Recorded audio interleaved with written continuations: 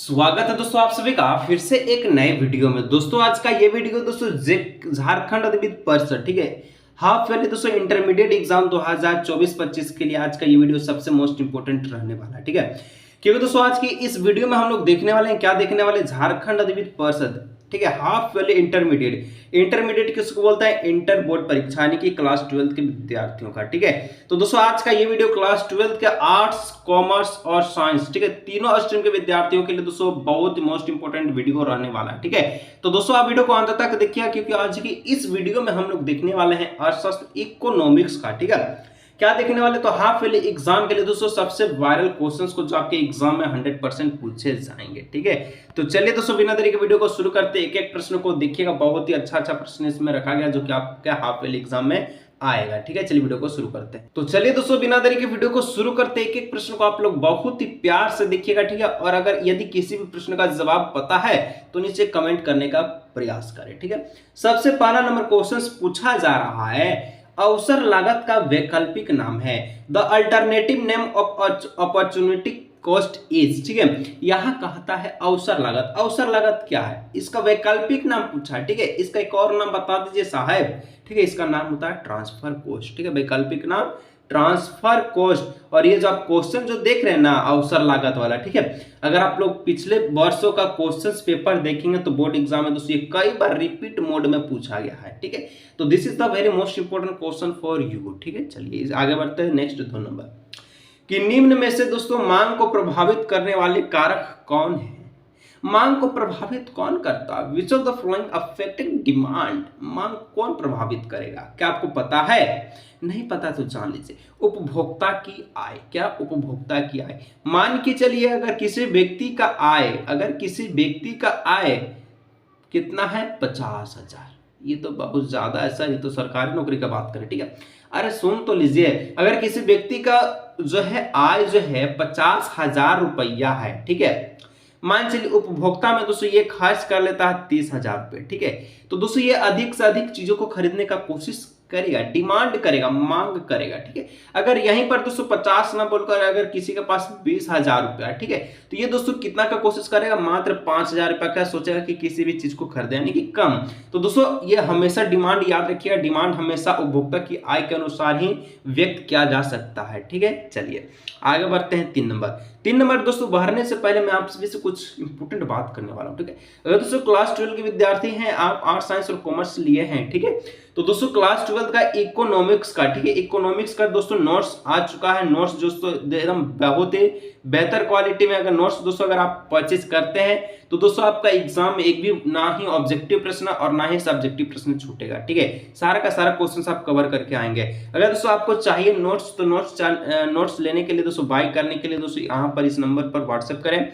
और एक और सारी बात, नोट्स का दोस्तों प्राइस जो रखा गया नोट्स का, ठीक है, वो 49 रुपया रखा गया। ठीक है, नोट्स का प्राइस कितना रखा गया, 49 रुपया। ठीक है, हालांकि दोस्तों इकोनॉमिक्स का क्लास भी स्टार्ट है जिसका प्राइस है 199। ठीक है, अगर किसी प्रकार की जानकारी चाहिए तो दोस्तों यहाँ पर व्हाट्सएप कीजिए। नोट्स लेना है, हिंदी इंग्लिश दोनों मीडियम में अवेलेबल है, या फिर क्लास ज्वाइन करना है, दोनों के माध्यम से आप लोग कर सकते हैं। ठीक है, चलिए बढ़ते हैं। 3 नंबर, उपयोगिता की माप की इकाई है। उपयोगिता की माप की इकाई क्या होगा, क्या sir, the unit of the measurement of the utility is. दोस्तों क्या आप किलोग्राम के माध्यम से किसी भी चीज का माप करते हैं? नहीं सर, तो लीटर से नहीं, मीटर से नहीं, तो इटलियस से। इसका कहने का मतलब है दोस्तों कोई भी अगर चीज आप, ठीक है, मेजरमेंट कर रहे हैं, अगर उपयोगिता की माप आप लोग करते हैं तो दोस्तों यूटिलिट्स से करते हैं, यानी ऑप्शन नंबर डी हो जाएगा। ठीक है, आगे बढ़ते हैं। 4 नंबर, बजट की ढाल होती है। अगर आप लोग देखेंगे the slope is the budget line. Budget का ढाल दोस्तों हमेशा क्या होता है, तो बजट का ढाल हमेशा दोस्तों ऋणात्मक होता है। ऋणात्मक यानी कि नेगेटिव। ठीक है, ऑप्शन नंबर ए। ठीक है, कोई दिक्कत परेशानी की बात हो तो नीचे कमेंट कीजिएगा। आगे बढ़ते हैं। 5 नंबर, किस वस्तु की मांग उसकी कीमत में वृद्धि से बढ़ती है। मतलब किस प्रकार की वस्तु की मांग उसकी कीमत में वृद्धि से बढ़ती है। The demand for the which type of the good increase by the increasing in it price. ठीक है, मान चलिए कोई वस्तु है, ठीक है, उसका मांग उसकी कीमत में किस वृद्धि से बढ़ेगा, आपको पता है? नहीं पता तो बता रहे हैं। ठीक है, तो दोस्तों 5 जो है, 5 का अगर आप लोग देखेंगे तो विलासित वस्तु है। ठीक है, लग्जरी गुड्स। ठीक है, मतलब दोस्तों अगर आप लोग विलासित वस्तुओं का मांग करते हैं तो दोस्तों उसकी कीमत में वृद्धि से बढ़ती है। बहुत ही लग्जरी का डिमांड होता है, आप लोग लग्जरी का जो बहुत ही रेट होता है, ठीक है, आप लोग जानते हैं, ठीक है। और ग्रिफिन वस्तु है जिसको हम लोग घटिया वस्तु को कहते हैं। और ग्रिफिन वस्तु पर दोस्तों 3 नंबर का क्वेश्चन जो कि बोर्ड एग्जाम में 2024 में क्वेश्चंस में पूछा गया था। This is the most important topic, ठीक है। आप लोग टेंशन मत लीजिए, ठीक है। आपका बोर्ड एग्जाम में दोस्तों बहुत ही अच्छा तैयारी यहाँ से करवा देंगे, आप लोग टेंशन ना ले, ठीक है। आगे बढ़ने का प्रयास करते हैं हम लोग। कितना हो गया? 6 नंबर, ठीक है। कि किसी वस्तु की उत्पादन मात्रा में एक अतिरिक्त इकाई से वृद्धि करने पर उत्पादन लागत से होने वाली वृद्धि को क्या कहते हैं? मतलब कोई भी वस्तु का उत्पादन मात्रा में एक अतिरिक्त इकाई में वृद्धि कर रहे हैं, ठीक है। अगला इकाई में अगर वृद्धि करते हैं, उसको बढ़ाते हैं, तो दोस्तों उत्पादन लागत में क्या होगा? क्या वृद्धि से होगा? यानी उत्पादन लागत से होने वाली वृद्धि को क्या कहेंगे, ठीक है। तो दोस्तों यहां पर हम लोग 6 का कह सकते हैं, क्या कह सकते हैं? सीमांत लागत, यानी कि मार्जिनल कॉस्ट कह सकते हैं, ठीक है। चलिए इसके बाद 7 कि दीर्घकाल उत्पादन, ठीक है, फलन का नाम है, ठीक है। दीर्घकालीन, ठीक है, उपाउन फलन का नाम क्या हो जाएगा? यानी कि the name of the long run production function is, ठीक है। तो दोस्तों यहाँ पर अगर दीर्घकालीन फलन का मान पूछे, ठीक है, नाम पूछे, तो दोस्तों आप लोग बता दीजिएगा, क्या बताइएगा? पैमाने का प्रतिफल। और यह भी क्वेश्चन, ठीक है, ये भी जो क्वेश्चन ऑब्जेक्टिव वाला देख रहे हैं ना, कई बार बोर्ड एग्जाम में रिपीटेड मोड में पूछा गया। अगर आप लोग को नहीं पता तो आप लोग देखिए, ट्राई तो कीजिए, ठीक है, देखने का, ठीक है। बोलेंगे सर तो आप झूठे बोलते हैं, ठीक है, तो एक बार देख के तो बताइए, ठीक है, पूछा है कि नहीं, ठीक है। रिपीट मोड में आपको देखने को मिलेगा। 8 नंबर, एक उत्पादक 10 खिलौनों को बाजार में 5 रुपए प्रति खिलौने की दर से बेचता है, उसकी कुल संपत्ति क्या होगी? सर ये क्या क्वेश्चन है? यही तो क्वेश्चन है, ठीक है। कुल पूछा, कुल क्या पूछा? संप्राप्ति पूछा, टोटल रेवेन्यू पूछा। टोटल रेवेन्यू कैसे निकालेंगे सर? हम लोग इस प्रकार से निकालते हैं कि जो भी उत्पादक है, ठीक है, यानी कि यहाँ पर Q गुना P, कितना आ गया? खिलौना है 10 गो, 10 गो, 10 गो, ठीक है, 10 गो, और के रुपये बेचा है तो 5 रुपये बेचा है, ठीक है। तो 10 गुना 5 कितना हुआ? जोड़ घटाव आता है ना, तो 10 गुना 5 50, ठीक है। यानी कि यह प्रोडक्टर cell 10 twice at the rate of the 5 per twice in the market. What is the total revenue? तो 50, ठीक है, 50 होगा, 50 रुपीज, ठीक है। चलिए, लेकिन ये तो बहुत सस्ता खिलौना है, ठीक है। चलिए 9 नंबर, पूर्ण प्रतियोगिता फॉर्म में पूर्ण प्रतियोगिता बाजार में फॉर्म की संख्या होती है। पूर्ण प्रतियोगिता बाजार में फॉर्म की संख्या कितनी होती है? तो पूर्ण प्रतियोगिता बाजार में फॉर्मों की संख्या बहुत अधिक होती है, ठीक है। एकाधिकार में एगो होता है, लेकिन पूर्ण प्रतियोगिता में बेचने वाला भी ज्यादा, खरीदने वाला भी ज्यादा, जो बेचता है उसी को कहते हैं फॉर्म बहुत ज्यादा, यानी कि फील्ड की क्राइटेरिया ज्यादा। आगे बढ़ते हैं 10 नंबर, एकाधिकारिक वस्तुएं, यानी कि एकाधिकारिक द्वारा उत्पादित वस्तु की मांग होती है। कैसा होता है, क्या आपको पता है?